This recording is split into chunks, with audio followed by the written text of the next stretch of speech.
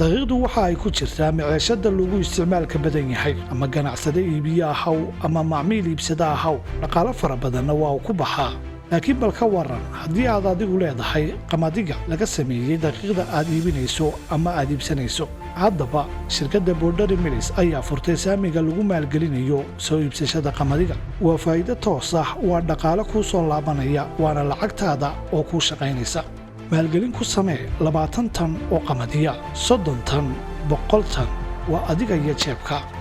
daawo 90kii maalmoodba xisaab xidhka suuqa laga soo hooyay iyo qorshe faa'iido faraqabsi oo sanadkii 2 jeer ah fursadu way kooban tahay aan laga buuxin raasamaalkaaga ayaa qabadin lagu soo iibinayaa warshada ayaa u bedelaysa daqiiqda cad cas iyo calafka xoolaha waa suuqa gee oo soo celi waa ku shub oo ka rog kuna celceli waa waqtigii laga faa'iideysan lahaa albaabka ganacsiga ee geeska Afrika oo ummad 150 milyan ah oo ku nool u baahan tahay in la qoodiyo daqiiqduna waa ka kow www.boundarymills.com